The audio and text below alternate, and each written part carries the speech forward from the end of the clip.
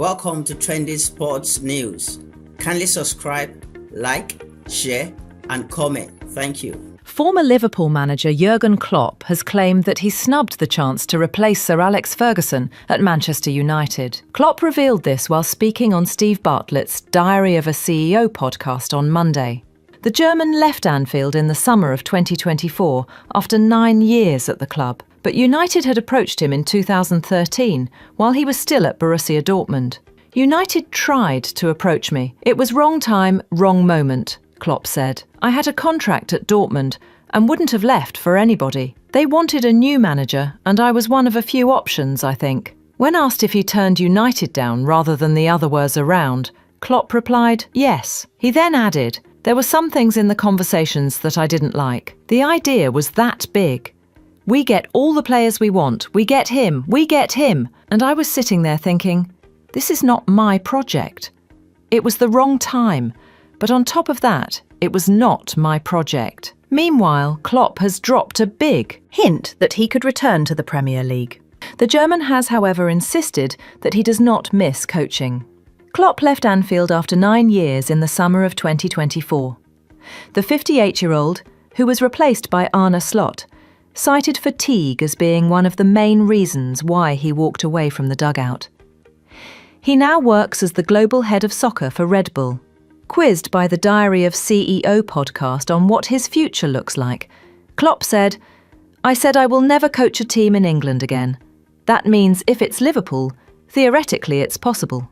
I don't know exactly. I love what I do right now. I don't miss coaching. I do coach now, but just different. Also in the news, Liverpool manager Arne Slot has admitted that it was difficult to play against Manchester United's low block. Slot was speaking to Match of the Day following their 2-1 defeat to United on Sunday. United took a very early lead through Brian Mbeumo, and although Cody Gakpo made it 1-1 in the second half, it was the visitors who found the winner through Harry Maguire. The result leaves Liverpool 4 points behind leaders Arsenal after 8 fixtures. It is always difficult to play against a team that defends in a low block and mainly plays the long ball, Slot said. It makes it even more difficult when you go 1 down after 1 minute when one of our players is on the floor. If you would have told me before the game that against the low block, against so many long balls, that we would have created as many chances as we did, I would not have expected us to lose. But that is what we did. We had enough chances to score more than 1 goal, but on the other hand, again conceding 2, and 1 of the 2 was from a set piece. Meanwhile, Ivorian former professional footballer and Chelsea legend Didier Drogba has stressed the importance of Nigeria qualifying for the 2026 FIFA World Cup. Speaking with Sporty TV, Drogba described the Super Eagles as one of Africa's most influential teams, whose presence on the global stage means a lot to the continent. Nigeria missed out on automatic qualification from Group C, finishing second with 17 points, just 1 behind South Africa, who clinched the group's only direct ticket after a 3-0 win over Rwanda in their final match at the Mbombela Stadium.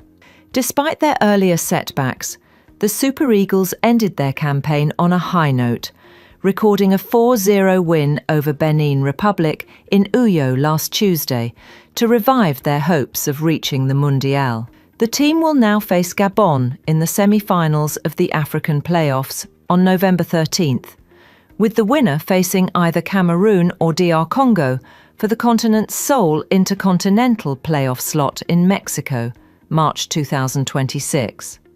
Nigeria at 2026 World Cup is important for Africa.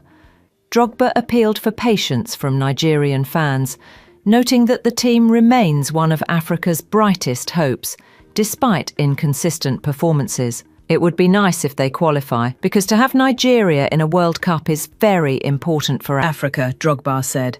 But if they don't qualify, the team that would be representing us, we will be proud to support. The former Chelsea striker highlighted Nigeria's football heritage, describing their participation as a boost to African football visibility and global recognition. Drogba also came to the defence of the Super Eagles, who have come under fire from fans following their performances since the 2023 AFCON final, where they lost to the Ivory Coast. You know, if Nigeria had won the African Cup of Nations, you wouldn't even be saying that. But that's football. It doesn't mean that your team is not good, he said. They were in the final. You were supporting them all through the campaign, and then all of a sudden they lose, then finish. They're so bad. They criticise them from right to left, and it's always like that in Africa. Drawing a parallel with club football, the two-time African Footballer of the Year said, "You finish second, it's like Chelsea finishing second in."